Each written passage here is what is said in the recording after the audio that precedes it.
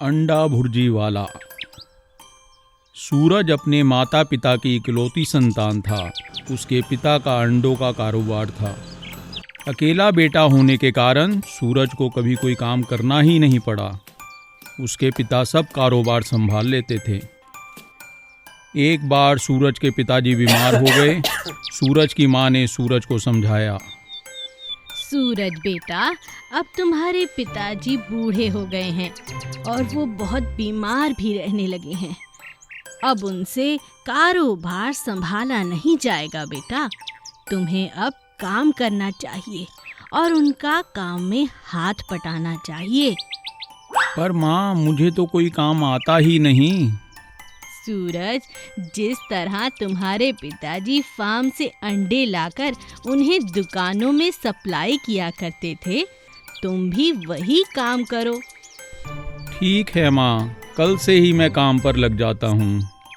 सूरज ने दूसरे ही दिन काम करना शुरू कर दिया। किस किस दुकान पर कितने का सामान देना है उसे कुछ नहीं मालूम था और फिर कुछ ही दिनों में उसे काम मिलना बंद हो गया। एक दिन सूरज का दोस्त कमल उससे मिलने आया। सूरज, कैसे हो? क्या हुआ, मुझे बताओ। मैंने पिताजी से काम तो सीखा ही नहीं था। इस वजह से पिताजी का कारोबार ठप हो गया। अब कोई भी मुझसे अंडे नहीं खरीदता है। तो तुम कोई और काम क्यों नहीं करते? ऐसे काम जिसमें तुम अकेले ही माहिर हो। ऐसा कौन सा काम हो सकता है? आजकल सैंडविच बहुत बिकते हैं बाजार में। तुम भी अंडों के सैंडविच बनाकर बेचो। बात तो अच्छी लग रही है तुम्हारी। ठीक है, मैं कल से ही कोशिश करता हूँ। सूरज ने अपनी माँ से अंडे की भुर्जी बनाना सीखा और ब्रेड खरीदकर एक ठेला लगाकर खड़ा हो गया। जब ग्राहक आते तो उन्हें भुर्जी का सैंडविच बनाकर देता। अरे वाह, आज तो अच्छी कमाई हो गई। पहली बार मैंने कुछ अच्छा काम किया है। ये पैसे मैं ले जाकर पिताजी के हाथ में दूंगा। सूरज ने घर जाकर अपनी कमाई के पैसे पिताजी को दिए और उसके पिताजी बहुत खुश हुए। शाबाश बेटा, तुम जैसा बेटा पाकर मैं तो धन्य हो गया। बेटा, बस इसी तरह खूब मेहनत करके अच्छी कमाई करो। कुछ ही दिनों में सूरज के बनाए हुए सैंडविच दूर दूर तक मशहूर हो गए और उसकी कमाई होने लगी। जिस काम में मन लगे उसे ही करना चाहिए। हैदराबादी बिरयानी का नाम सुनते ही दिलो दिमाग में एक अजीब सी खुशबू बस जाती है। हैदराबादी बिरयानी अपने स्वाद के कारण पूरे देश भर में प्रसिद्ध है। जुगनू की हैदराबाद में चिकन और मटन बिरयानी की दुकान थी। उसकी दुकान में बनती हुई बिरयानी की खुशबू ग्राहकों को उसकी ओर खींच लाती थी। अरे जुगनू भाई, कितनी देर में बिरयानी बनकर तैयार हो जाएगी? बस थोड़ी देर और लगेगी साहब। अरे भाई, हमसे रहा नहीं जाता जुगनू, अब जल्दी से बिरयानी निकालकर हमें खिलाओ, वरना खुशबू से ही हमारा पेट भर जाएगा। यह सुनकर वहां सभी लोग हंसने लगते हैं। ठीक है साहब, अभी खिलाता हूँ। सब कुछ ठीक चल रहा था, लेकिन एक दिन अचानक महामारी फैलने की खबर के कारण चिकन और मटन की सप्लाई बंद हो गई, जिसके कारण जुगनू का काम भी ठप होने लगा। जुगनू के पास रखा सारा चिकन और मटन खत्म हो गया। तो उसने अपने ग्राहकों से कहा, देखिए साहब, अब मैं आप लोगों को बिरयानी नहीं खिला सकता, क्योंकि हमें बीमारी की खबर फैलने के कारण चिकन और मटन की सप्लाई नहीं मिल रही है। सभी ग्राहक उसकी दुकान से मायूस होकर लौट जाते हैं। जुगनू अपने घर आता है। जुगनू को उदास देखकर उसके पिता उससे पूछते हैं, बेटा क्या बात है, आज इतने उदास क्यों हो? जुगनू अपने पिता को सारी बात बताता है। जुगनू की बात सुनकर उसके पिता उससे कहते हैं, बस बेटा, इतनी सी बात? अरे चिकन मटन नहीं है तो क्या हुआ, सब्जियां, पनीर, मेवे तो है ना? मैं कुछ समझा नहीं पिताजी। जाओ तुम अभी आराम करो, कल मैं तुम्हारे लिए बिरयानी बनाऊंगा। अगले दिन जुगनू के पिता उसकी दुकान पर जाकर शाकाहारी बिरयानी बनाने लगते हैं और चावल में पनीर, सब्जियां और मेवे डालकर शाकाहारी बिरयानी बनाते हैं। जिसकी खुशबू से लोग फिर से दुकान की ओर खींचे चले आते हैं। जुगनू ग्राहकों से कहता है, आइए आइए स्वच्छ शुद्ध शाकाहारी बिरयानी खाइए, आइए आइए स्वच्छ शुद्ध शाकाहारी हैदराबादी बिरयानी खाइए। लोग बिरयानी खाकर उसकी तारीफ करते हैं। अरे वाह जुगनू भाई, यह तो बिल्कुल चिकन और मटन बिरयानी जैसी लग रही है। हाँ भाई, कुछ भी हो, चाहे चिकन मटन बिरयानी हो या शाकाहारी पनीर बिरयानी, हैदराबादी बिरयानी का तो स्वाद ही कुछ और है। डायनासोर का अंडा। एक दिन गांव में बहुत सुंदर मेला लगता है। तरह तरह के झूले, बहुत रंग बिरंगी दुकानें, कपड़े, सब कुछ मेले में मिल रहा था। एक बड़ी ही सुंदर लड़की अपनी दुकान के बाहर जोर जोर से चिल्लाकर लोगों को अपनी बातों से आकर्षित कर रही थी। वो कह रही थी, आ जाओ, डायनासोर का सोने का अंडा देखो। देखने के लिए सिर्फ 5 रुपए, 5 रुपए, 5 रुपए में सोने का अंडा। डायनासोर के सोने का अंडा देखो और 5 रुपए में मजे ले जाओ। उस लड़की की बातें सुनकर मेले में आया हर कोई इंसान उस सोने के अंडे को देखना चाहता था। लोगों की लाइन लग गई थी। हर कोई उस अंडे को देखकर बहुत हैरान था। आइए, क्यों, कैसा लगा अंडा? मजा आया ना? आते जाओ, 5 रुपए, 5 रुपए। हर जगह वो लड़की बहुत मशहूर हो गई थी। दूर दूर से, गांव से लोग उस मेले में सिर्फ इसीलिए आ रहे थे क्योंकि वो लड़की डायनासोर का सोने का अंडा दिखा रही थी। तभी एक अध्यापिका ने, जो मेला घूमने आई थी, उसने उस बच्ची से पूछ लिया, अरे बेटा, डायनासोर की प्रजाति तो लुप्त हो चुकी है, तुम्हारे पास डायनासोर का अंडा कैसे आया, और वो भी सोने का? और अगर ये सच में सोने का है बेटी, तो तुम उसे बेचकर अपने दिन क्यों नहीं बदल लेती हो? इस तरह गांव-गांव जाकर मेलों में ये अंडा क्यों दिखाना? अध्यापिका की बात सुनकर पिंकी नाम की वो लड़की जोर जोर से रोने लगती है। टीचर जी, धीरे बोलिए, आप जरा मेरी बात सुनिए। हाँ, बताओ। दुकान के पीछे ले जाकर पिंकी अध्यापिका से कहती है, वो क्या है ना, हम बहुत गरीब हैं और आप तो जानती हैं, लोग तो झट से मूर्ख बन जाते हैं। इसी बात का फायदा उठाकर ये मिट्टी का अंडा बनाकर मैंने उसे सुनहरे रंग में रंग दिया है और हर किसी को यही कह रही हूँ कि डायनासोर का है। अब आप देख ही रही हैं, हर कोई इस बात को मान रहा है और इस बहाने मेरे घर में खाना पीना यानी आमदनी हो रही है। ये बात सुनकर अध्यापिका पिंकी को समझाती है, बेटा ये गलत बात है, तुम झूठ बोल रही हो, लोगों को धोखा दे रही हो। मैं मानती हूँ कि तुम गरीब हो, मगर ये तरीका बिल्कुल गलत है और अगर गरीबी है तो मजदूरी कर सकते हैं, मगर झूठ बोल के कमाया हुआ धन बहुत गलत है और ये तुम्हारी पहली शिक्षा है जो मैं तुम्हें देती हूँ। पिंकी को अपनी गलती का एहसास होता है। वो अपनी माँ से कहकर मजदूरी करना शुरू कर देती है, छोटा मोटा काम करती है और सरकारी स्कूल में जाकर पढ़ने लगती है और अध्यापिका को कहती है, अब मैं मेले में नहीं जाती हूँ, अब मैं स्कूल जाती हूँ, पढ़ाई करती हूँ और मजदूरी करके माँ बाप की मदद भी करती हूँ। बहुत अच्छा बेटी, बहुत अच्छा। चतुर भाई। राम और श्याम की शादी हो चुकी थी। दोनों भाई एक ही घर में रहते थे, लेकिन आए दिन उनकी पत्नियां आपस में बहुत ज्यादा झगड़ा करती थी। हाँ, मेरा पति बड़ा है, घर का मुखिया वही है। देखो दीदी, बहुत हुआ, ये इस तरह से रोब मारना बंद करो। हम छोटे हैं तो क्या हुआ, बराबर की कमाई करता है मेरा पति। इस घर पर मेरा भी उतना ही अधिकार है जितना तुम्हारा, समझ गई? और अगर मुझे ज्यादा परेशान किया तो पुलिस बुला लूंगी। इस तरह की लड़ाइयाँ हर रोज होती रहती थीं। अब दोनों भाइयों में भी मनमुटाव रहने लगा। तो एक दिन राम सरपंच के पास जाता है और सरपंच से कहता है, सरपंच जी, मेरे घर का माहौल दिन प्रतिदिन बिगड़ता जा रहा है। हम दोनों की पत्नी आपस में खुशी खुशी रहने को तैयार ही नहीं। हम दोनों भाई साथ रहना तो चाहते हैं, मगर आप समझ रहे हैं ना? सरपंच, अगले ही दिन उसके भाई श्याम से मिलता है और पूछता है, क्यों भाई श्याम, तुम्हारा इस बारे में क्या कहना है? कल मेरी मुलाकात राम से हुई, वो काफी परेशान था, तुम क्या कहते हो? अरे अरे, वो राम की बातों में मत आइए आप। बहुत चालाक है मेरा बड़ा भाई। मुझे कहना तो नहीं चाहिए, लेकिन बता रहा हूँ, वो बहुत कमीना है। उसके मन में लोभ है, ईर्ष्या है।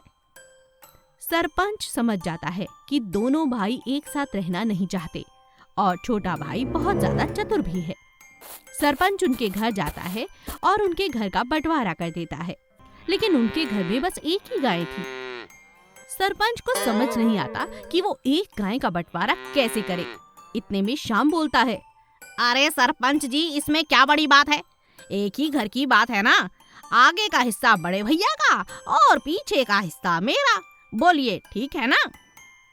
चतुर भाई के ऐसा कहने पर राम हामी भर देता है। श्याम गैया का दूध निकालता है और दूध, घी और दही खाता है। यह देखकर राम हैरान रह जाता है। राम को ये बात अच्छी नहीं लगती, लेकिन राम समझ नहीं पाता कि आखिर वो ऐसा क्या करे कि वो अपने भाई को सबक सिखा सके। राम की पत्नी बहुत समझदार थी।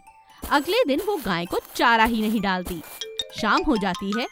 उसकी देवरानी बहुत देर तक दूध निकालने की कोशिश करती है, लेकिन दूध ही नहीं देती है गाय। हाय राम, आज तो गैया दूध ही नहीं दे रही। अजी सुनते हो? क्या हुआ, इतना चिल्ला क्यों रही हो? आज तो गैया ने दूध ही नहीं दिया। लगता है बड़ी भाभी गैया को कुछ खिलाती नहीं। आगे का हिस्सा तो उनका है ना। तभी जेठानी बाहर आती है और देवरानी से कहती है, बिल्कुल ठीक कहा तुमने। इतनी चतुराई तुमने उस दिन दिखाई कि पिछला हिस्सा हमें दे दो। तो याद रखो, जब तक मेरी मर्जी नहीं होगी तब तक इसे मैं चारा देने वाली नहीं। तो फिर दूध कहाँ से देगी? अब श्याम और उसकी पत्नी को अपनी गलती का एहसास हो जाता है। दोनों जेठानी और राम से माफी मांगते हैं और इस तरह प्यार मोहब्बत के साथ एक बार फिर राम और श्याम की पत्नियां गले लग जाती हैं। राम और श्याम भी गले लग जाते हैं और फिर से एक बार सभी परिवार वाले एक साथ रहने लगते हैं। तालाब के बीचों बीच एक बहुत बड़ी विशाल मछली रहा करती थी। यूं तो तालाब में बहुत सारी रंग बिरंगी मछलियां रहा करती थी, लेकिन विशाल मछली का आकार हद से ज्यादा बड़ा था।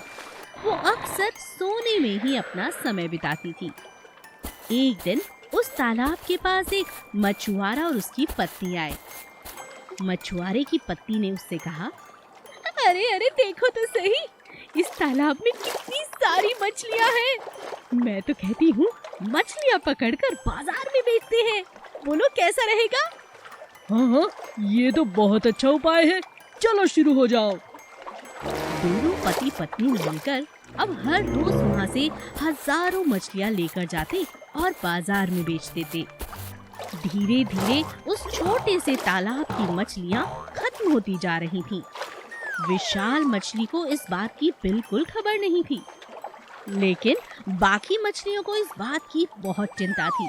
तो सभी मछलियों ने योजना बनाकर बड़ी मछली के पास जाने का फैसला किया। उठो उठो बड़ी मछली उठो, मुसीबत की घड़ी आ गई है। ये तालाब बहुत जल्द बिना मछलियों के हो जाएगा और यहाँ तुम अकेली रह जाओगी। अरे उठो ना। सभी मछलियों के उठाने पर विशाल मछली जाग जाती है। क्यों परेशान कर रही हो? बात क्या है और इतना शोर कैसा? अरे अरे, एक मछुआरे और उसका पति, एक दिन उन दोनों की नजर हमारे तालाब पर क्या गई, वो लोग हर रोज हजारों मछलियाँ हमारे तालाब से ले जाते हैं। क्या कहा? हाँ, और देखो तो सही आसपास कोई सहेली नहीं बची तुम्हारी। सबकी सब वो ले गए और बहुत जल्द हमारा नंबर भी आ जाएगा। तुम कुछ करो, अब जागने का वक्त है, सोने का नहीं। कितने बजे आते हैं सब? बस आते ही होंगे, तो चलो मेरे साथ। विशाल मछली देखने में इतनी विशाल थी कि उसे देखकर हर कोई यूं ही डर जाता था। विशाल मछली ने मछुआरन और उसके पति के आते ही तालाब से बाहर छलांग लगा दी। यह देखकर दोनों पति पत्नी डर के मारे वहां से भाग गए। अरे अरे अरे, देखो देखो, इतनी विशाल मछली। लगता है ये व्हेल मछली है, ये तो हमें खा जाएगी। अरे भागो, आज के बाद इस तालाब के पास हम नजर भी नहीं आएंगे, जा रहे हैं। विशाल मछली तुरंत उनके जाते ही पानी में वापस लौट आती है और इस बात पर सभी बहुत खुश हो जाते हैं और नन्ही नन्ही प्यारी प्यारी मछलियाँ विशाल मछली को धन्यवाद देती हैं। शुक्रिया विशाल मछली, तुम यूं तो सोती बहुत हो, करती कुछ नहीं, लेकिन हो बड़े काम की। आज तुमने हम सबकी जान बचाई है, शुक्रिया। अब ये दोनों लालची पति पत्नी हमारे तालाब की तरफ कभी नहीं आएंगे और हम सुकून से रहेंगे। तो चले? हाँ, मैं तो सोने जा रही हूँ। विशाल मछली फिर से आराम करने के लिए चली जाती है। 3 सर वाली जादुई मुर्गी। गोपी और उसकी पत्नी मुर्गियां पाला करते थे।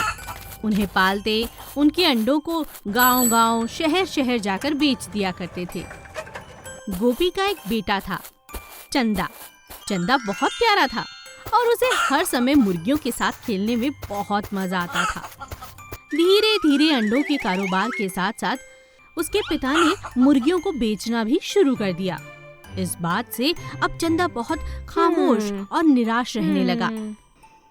एक दिन उसने सोचा, ये सब मेरे दोस्त हैं, इस तरह से तो सभी मुर्गियां एक एक करके मुझसे दूर हो जाएंगी। मैं कैसे रहूंगा? मुझे माँ से बात करनी चाहिए। चंदा अपनी माँ के पास जाता है और अपने दिल की बात कहता है। उसकी माँ उसे समझाती है, अरे मेरे लल्ला, कैसी बातें करता है? अरे हमारा तो व्यापार ही ये है, अंडे बेचना, मुर्गियां बेचना। अब अगर यही बंद कर देंगे तो घर कैसे चलेगा? और तुझे तो बड़ा अफसर बनना है। जब तू बड़ा होके बहुत ही बड़ा अफसर बन जाएगा ना, तब देखना ये सारे काम हम बंद कर देंगे। हाँ, चल जा, अपना दूध पी और सो जा। अपनी माँ की बात से चंदा बिल्कुल भी संतुष्ट नहीं था। वो रात में उठता है और एक मुर्गी का ढांचा बनाता है। 2 सर बनाकर एक अपनी पसंदीदा मुर्गी के सर के अगल बगल लगा देता है और अगले दिन शोर मचाकर कहता है, अरे माँ देखो देखो, ये तो 3 सर वाली मुर्गी है, लगता है जादुई है। अब हम इसे नहीं बेचेंगे, अब मैं इसके साथ खेलूंगा। गत्ते के बने हुए टूटे फूटे सरों को देखकर चंदा के माता पिता समझ जाते हैं कि चंदा उनके साथ बहुत बड़ा मजाक कर रहा है। लेकिन उसका दिल रखने के लिए उसकी माँ अपने पति को इशारा करके कहती है, सुनो जी, मैं समझ गई हूँ, ये इतना बड़ा नाटक इसीलिए कर रहा है कि कम से कम एक मुर्गी दोस्त इसकी बच जाए। अपने बच्चे के लिए इतना तो हम कर ही सकते हैं ना। आप भी यही दिखावा करो कि ये सच की मुर्गी है जो उसके 3 सर हैं और आप इसे नहीं बेचोगे। वादा करोगे ना? हाँ हाँ ठीक है, अपने बच्चे के लिए मैं इतना तो कर ही सकता हूँ। दोनों पति पत्नी इस तरह का दिखावा करते हैं कि जैसे वो जानते हैं कि मुर्गी सच में 3 सर की है और जादुई है, लेकिन फिर भी वो उससे डरते हैं और उसे अपने घर से बाहर जाने ही नहीं देते। और इस तरह अब चंदा अपनी प्यारी मुर्गी दोस्त के साथ हमेशा के लिए खुश रहता है। देखा मुर्गी, मैंने तेरी जान बचाई। थोड़ा झूठ बोलना पड़ा, पर क्या करूं, दोस्ती के लिए ये बहुत जरूरी है ना। चाय वाला। एक नगर में राजू नाम का एक लड़का रहता था। वो अपने माता पिता के साथ रहता था। उसकी माँ ने उसे स्वादिष्ट खाना बनाना सिखाया और कहा, बेटा, तुमने अच्छा खाना बनाना सीख लिया है, अब तुम कभी भूखे नहीं रहोगे। माँ क्या कहती हो? मैं सबसे अच्छा क्या बना लेता हूँ? बेटा, तुम्हारे हाथ की बनी चाय सबसे अच्छी होती है। एक दिन उसके पिता ने कहा, बेटा, अब तुम बड़े हो गए हो, कोई काम करो। मैं अकेला काम करके घर नहीं चला पाता हूँ, मेरा हाथ बटाओ। पिताजी, मुझे तो खाना बनाना ही आता है। माँ कहती है कि मैं चाय अच्छी बनाता हूँ, तो क्या मैं चाय का ठेला लगा लूँ?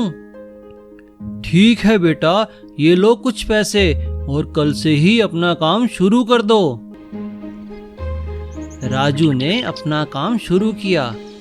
एक दिन राजू का दोस्त उससे मिलने आया। अरे राजू, तुम इतना महंगा दूध क्यों डालते हो चाय में? ऐसे तो तुम्हारी कमाई कैसे होगी?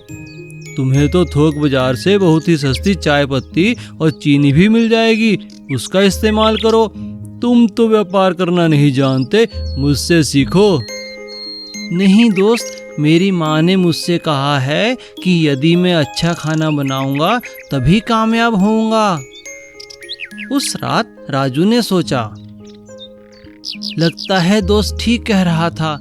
मेरे पास तो बहुत ही कम लोग आते हैं चाय पीने।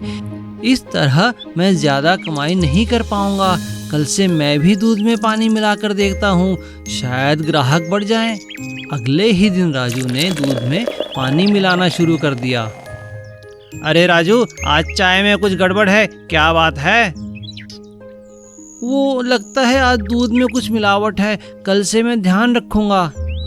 हाँ भाई, ध्यान रखो, वरना तुम्हारी चाय और दूसरों की चाय में क्या फर्क रह जाएगा। ये बात सुनते ही राजू को आभास हुआ कि वह गलत कर रहा है। वह तुरंत ताज़ा दूध लाया और फिर उसी से चाय बनाकर बेचने लगा। कुछ ही दिनों में उसकी चाय दूर दूर तक मशहूर हो गई। जो भी उसके ठेले के पास से गुजरता चाय पी के ही जाता। अच्छा हुआ सही समय पर मुझे समझ आ गई, वरना मैं अपना काम मुश्किल में डाल देता। सीख, ईमानदारी से किए गए काम में ही बरकत होती है। कंजूस कुमार नाम का एक सेठ था। सेठ अपनी कंजूसी के लिए बहुत मशहूर था। एक दिन सेठ की पत्नी बोली, आपकी कंजूसी की आदत तो बढ़ती ही जा रही है। कितने दिन हुए एक अच्छा फल तक नहीं खाया। इतना पैसा भला किस काम का कि जो चाहो वो खा भी ना पाओ। अरे अरे बस करो, कितने ताने मारोगी? आज ही लेता आऊंगा, अब चलता हूँ। सेठ काम के लिए निकला ही था कि रास्ते में उसे एक सेब बेचने वाला मिला। अरे भाई, ये सेब कैसे दिए? सेठ जी, 100 रुपए किलो हैं। अरे क्या पागल हो गए हो? 100 रुपए किलो? सेठ हूँ इसलिए लूटना चाहते हो? नहीं सेठ जी, यह भाव तो सबके लिए है, आप मुझे गलत समझ रहे हैं। सब समझ रहा हूँ, 50 रुपए किलो देने हैं तो बोलो, नहीं तो मैं चला। सेठ जी माफ कीजिए, मेरा सेब महंगा है, मैं नहीं दे सकता। अच्छा, जाओ, मैं किसी और से ले लूंगा। सेठ आगे चला जाता है। लूट मची है, पैसे क्या पेड़ों पर लगते हैं? तभी सेठ को एक और सेब वाला दिखा। सेब ले लो, सेब, मीठे मीठे सेब, सिर्फ 50 रुपए किलो। 50 रुपए? अरे भाई ठीक लगाओ, ये दाम तो बहुत ज्यादा है। मैं तुम्हें 20 रुपए दे सकता हूँ, बोलो दोगे? अरे सेठ जी नहीं, इस दाम में तो मुझे भी नहीं मिले हैं, मेरा खुद का बाग थोड़ी है, अगर होता तो शायद तुम्हें दे देता। अरे जाओ, मैं किसी और से ले लूंगा। आगे जाकर सेठ की नजर एक सेब से लदे पेड़ पर गई। सेठ झटपट पेड़ पर चढ़ गया। अरे वाह, जब मुफ्त के सेब मिल गए तो खरीदने क्यों? और बिना सोचे समझे सेठ पेड़ से लगातार सेब तोड़ता रहा। तभी पास में बच्चे गुलेल से सेब पर निशाना लगा रहे थे और एक बच्चे की गुलेल से निशाना सीधा सेठ की आंख पर लगा और वो नीचे गिर पड़ा। उसकी आंख भी फूट गई और कमर भी टूट गई। हाय हाय हाय हाय हाय, क्या हो गया? तभी आसपास खड़े लोगों ने सेठ को उठाया और उसके घर लेकर गए। अरे यह क्या? इतनी चोट कैसे लगी आपको? हे भगवान, मैंने तो केवल आपसे कुछ फल मंगाए थे। कंजूसी की भी हद होती है, अपने हाथ पैर तुड़वा लिए। इतने महंगे तो कोई फल भी ना होंगे। तुम ठीक कहती हो, आज से मैं इतनी कंजूसी नहीं करूँगा। Magical mini match box. कई साल पहले रतनपुर नाम का एक गांव था। उस गांव में एक बड़ा मैच बॉक्सेस तैयारी करने वाला एक फैक्ट्री था। उस फैक्ट्री में कई तरह के मैच बॉक्स बनाते थे।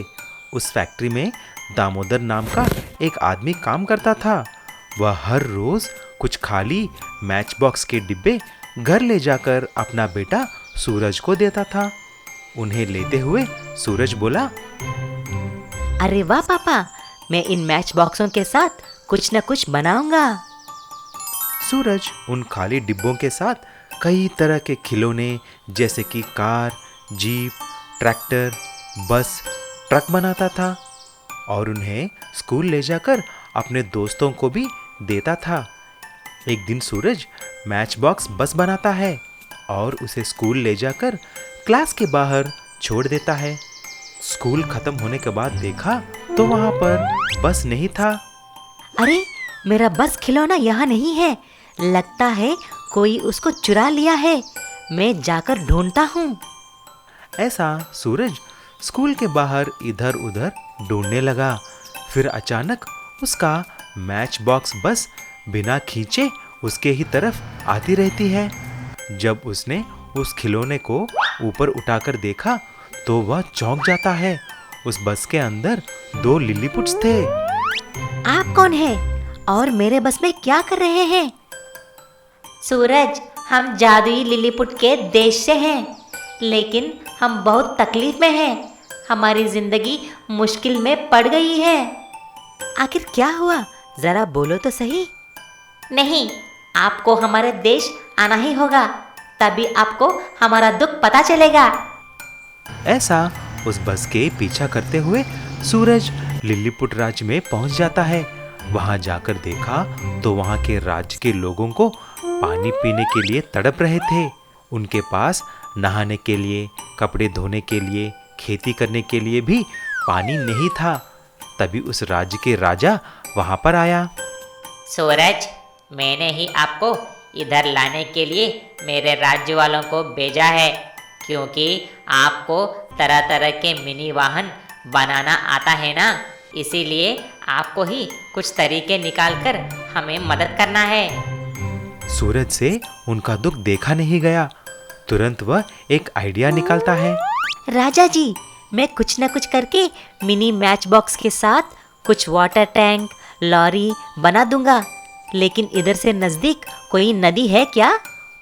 बेटा, इधर से कई किलोमीटर दूर एक नदी है, लेकिन उसका सारा पानी समुद्र में चली जाती है। ये बात सुनते ही सूरज मैच बॉक्स के साथ कुछ water tankers, lorry, water boring drilling trucks और कार्स, बसेस सभी बनाता है। उस टैंकर्स के साथ पानी नदी से लेकर लिलीपुट के राज्य में पहुंचाया। पानी देखकर सभी लोग बहुत खुश हुए। राजा जी, मैं आपके राज्य में डैम्स, रिजर्वायर्स का निर्माण भी करूंगा। आपको आगे जाकर पानी की कमी नहीं होगी। राजा उसके काम से बहुत खुश होकर बहुत सारा सोना और हीरे देता है, जिसे वह घर लाकर अपने पापा के साथ खुशी खुशी से रहने लगा। तोप की पानीपुरी चैलेंज। कैनन पानीपुरी। झांसी करके एक गांव में श्याम और राधा करके 2 पति पत्नी थे। वो दोनों बहुत गरीब थे।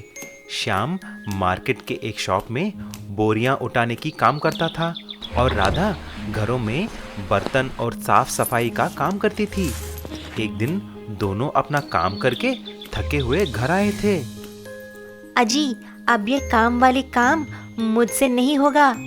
आज एक कांच की बर्तन मेरे हाथ से गिर गई और टूट गई। बस मुझ पे मालकिन चिल्लाने लगी, गालियां दिया जी। अब क्या करे राधा, गालियां तो मुझे भी खाने पड़ती हैं। अगर मेरे एक गेहूं का बोरी को भी छेद हो गया तो बस 100 गालियां खाने पड़ते हैं मेरे साहूकार से। वो मालिक हैं और हम नौकर। नहीं जी, अब मुझसे गाली खाना नहीं हो पाएगा। हमें खुद का कुछ करना चाहिए। लेकिन राधा, हमारे पास खुद का व्यापार करने के लिए पैसे कहाँ से आएंगे? ये लीजिए, मैं अपनी मंगलसूत्र और कंगन देती हूँ। इन्हें बेचकर पैसे लेके आइए, बाद में सोचेंगे क्या करना है। जैसे राधा ने बोली, श्याम उन गहनों को बाजार में बेचकर कुछ पैसे लेके आता है। ये लो राधा, अगर भगवान की यही मर्जी है तो हम व्यापार ही करेंगे। वैसे भी हम कौन सा व्यापार करेंगे?